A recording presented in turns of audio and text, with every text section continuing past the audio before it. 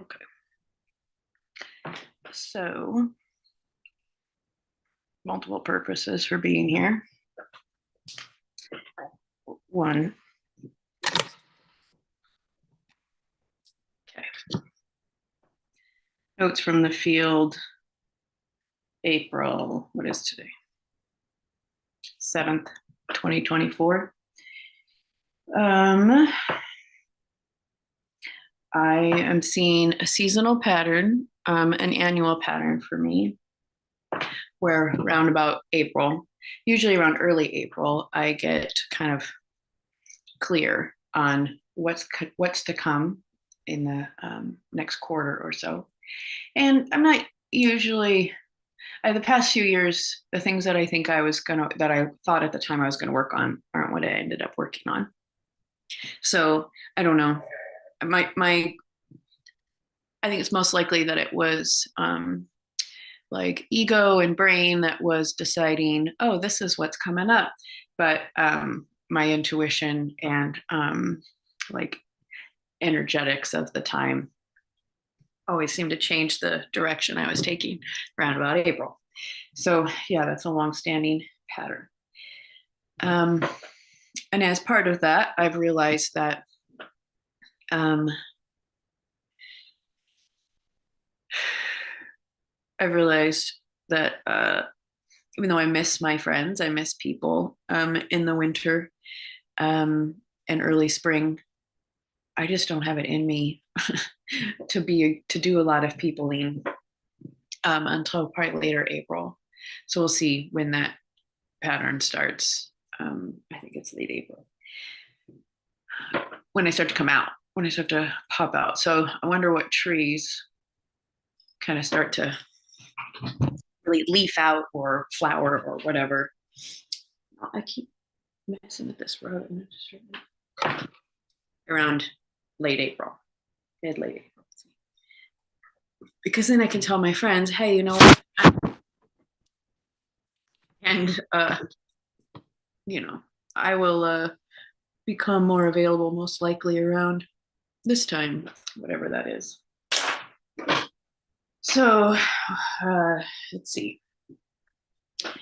I'm also going to check out my planner. This is the Moon Site Lunar Guided Planner for Q2.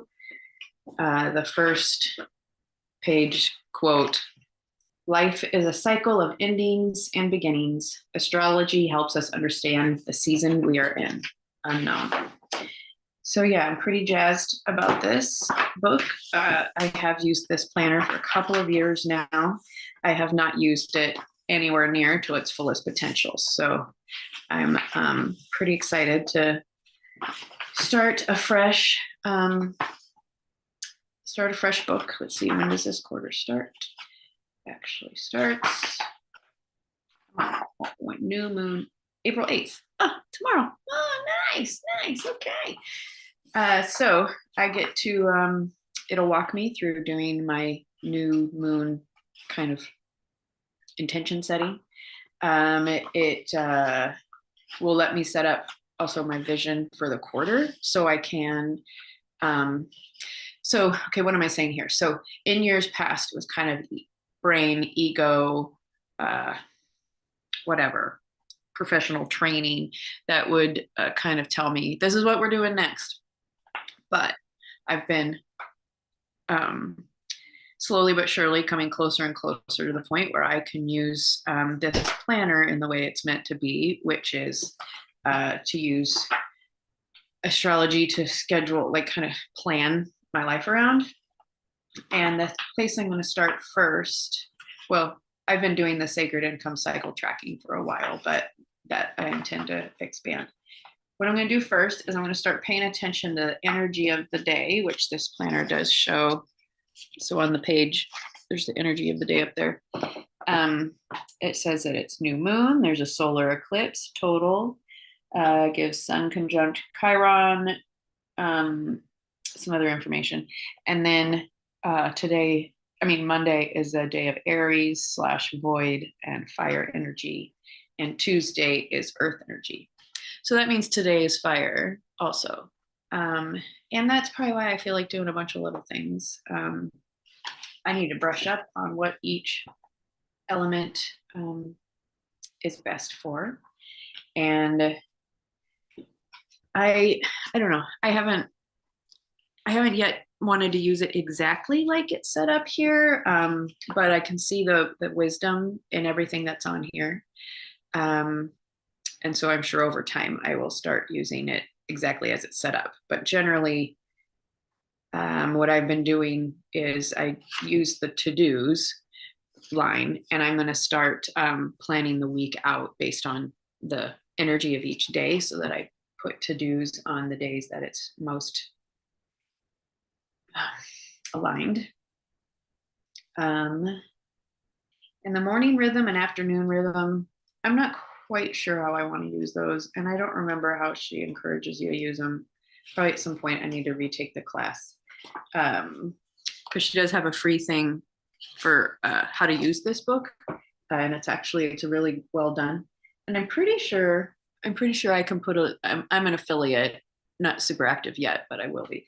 I'm pretty sure I'll be able to put a link in any videos that I talk about this to my affiliate link for this class. I'm pretty sure. Okay, so that's one thing. Okay, what tree am I? And planning with astrology and element each day.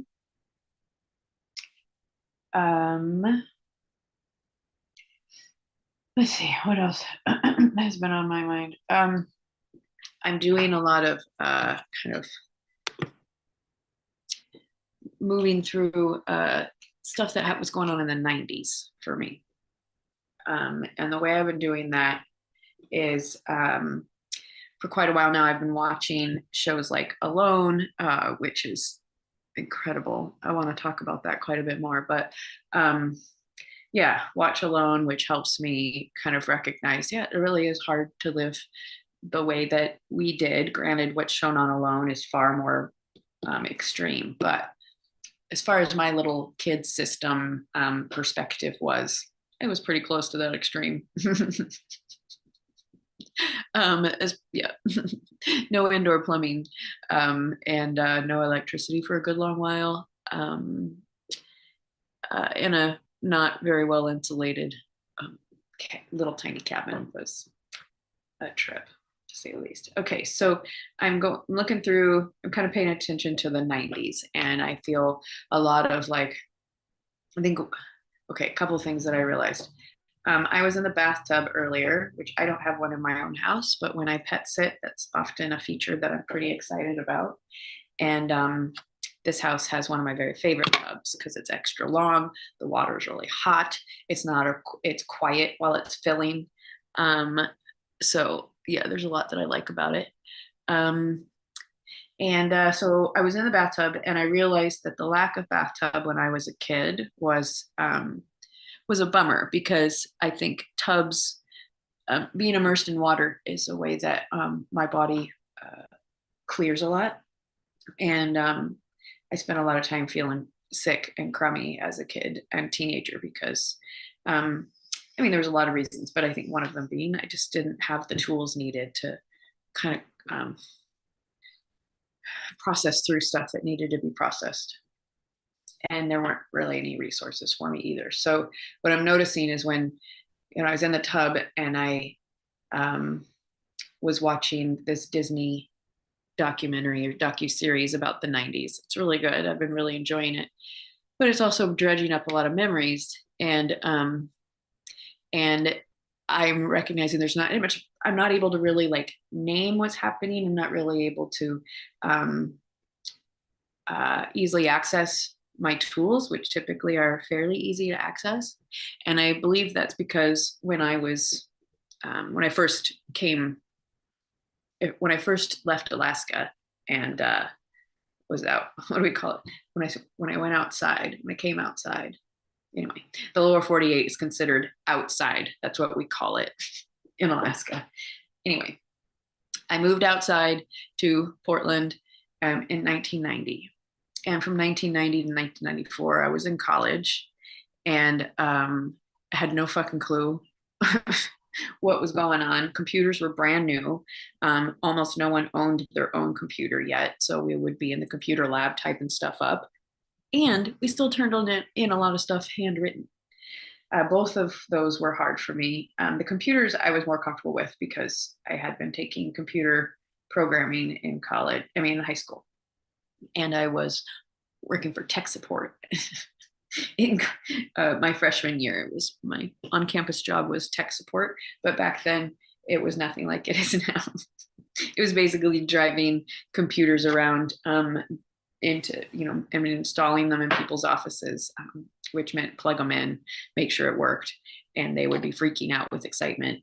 And then once in a while, the computers would crash, and we would come back and we would turn them off, turn them back on, and they'd be okay again. Basically, that was it. Back in the original days of tech support. So anyway, and I didn't know how to do any of a lot of stuff that say, 17, 18, 19-year-olds of today definitely already know. But back then, I think all of my friends had a pretty solid handle on how to have a bank account and how to not sign up for a lot of credit cards and how to organize your homework and how to stay on track with projects, how to get sleep. My friend Sarah was an amazing model and I wasn't able to follow it very well, but at least I had a grounded, lovely person as my roommate. That was a stroke of amazing luck. And then she was kind of the entry point for me into friends. So yeah, so here I am really wanting really feeling a complete reset from that Heather that came out of the woods, not knowing, just totally alien. I just felt totally alien. Everybody would be like, why are you so obsessive about taking a shower? And I'd be like, because I don't have to melt snow in order to clean myself, and I get to stand in it for a long time, and I get to wash my hair, and like don't fuck with my showers, you guys. I have to take a shower every day just because it's available and it's easy. But I wish I had a bathtub. So yeah, that was one realization is a bathtub would have been really helpful for me, but I didn't have one available till I think my junior year, and I didn't use it very often because it was often dirty. A bunch of women in one bathroom in an apartment, it didn't get cleaned much. And then I think I just I thought I didn't like baths until, I don't think I started regularly taking them literally until 2015, 2016. And now I'm low key obsessed. But I remember this time I was visiting my dad in Nebraska when I was like 12, and he had a nice big bathtub.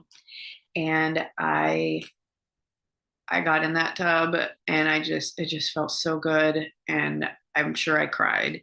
And I was in there a long time, like to the point where they were checking on me, like, you okay in there? Like, yes, I just really like it. Something like that. Yeah, so more baths would have been helpful for me.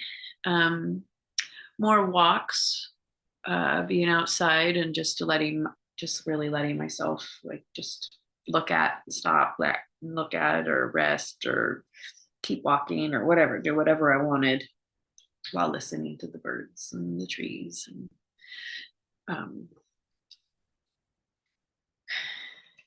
so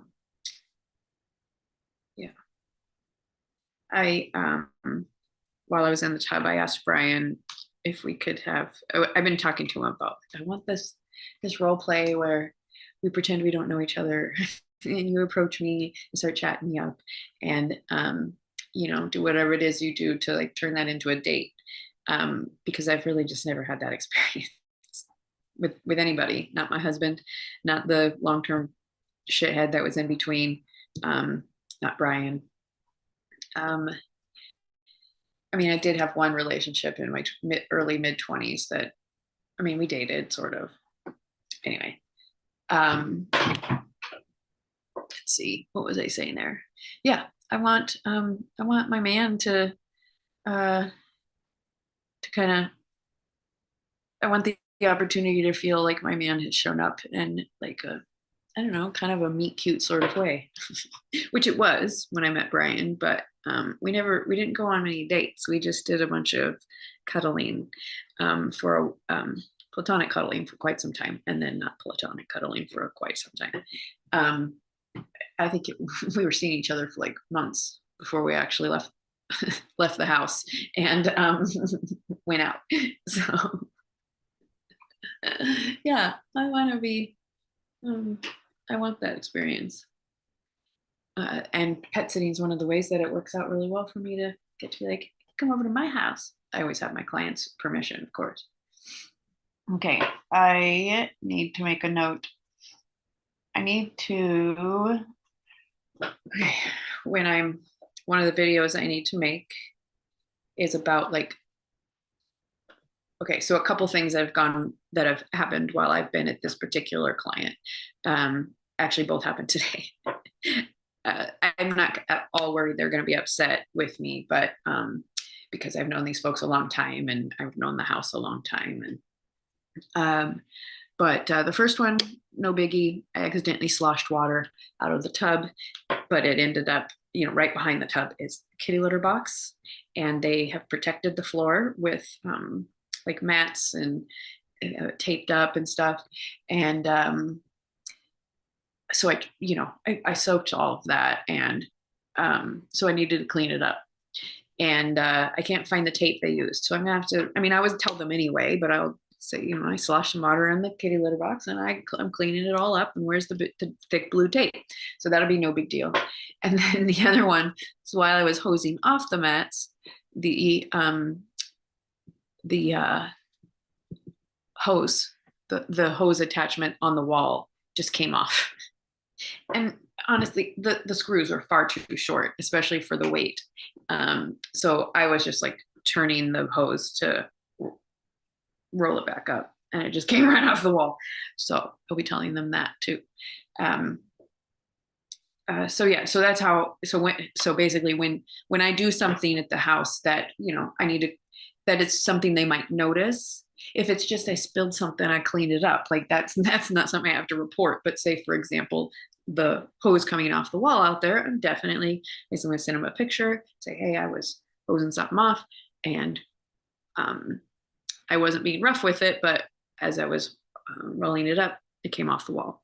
So yeah, that's essentially what I'll do. That's all I'll say. And then I already said what I would say about that. And okay, so the kitty litter box is kind of a big mess to clean up. And I can imagine somebody, especially if they never had a cat, or I don't know, or just grossed out easily, that it might be hard to clean that up. But you got to do it. Definitely can't leave a mess like that for the homeowner, and you do a good job cleaning it up. So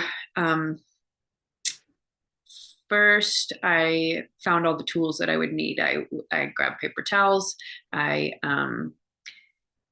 found I had a rag that I wouldn't be concerned at all about just throwing away after cleaning the floor and kitty litter and stuff up with it. And I had some paper towels. And I just very carefully took the whole litter box outside, obviously not in the rain. And then I very carefully picked up the mats, which had water, standing water on them, and kind of kept the water in the mat. Took that outside. Could have been a big damn mess if I hadn't paid attention. I mean, it would have been gross to like spill kitty litter water. So that was key point, like pay attention when you're starting to clean something up, that you don't make another mess with the cleanup.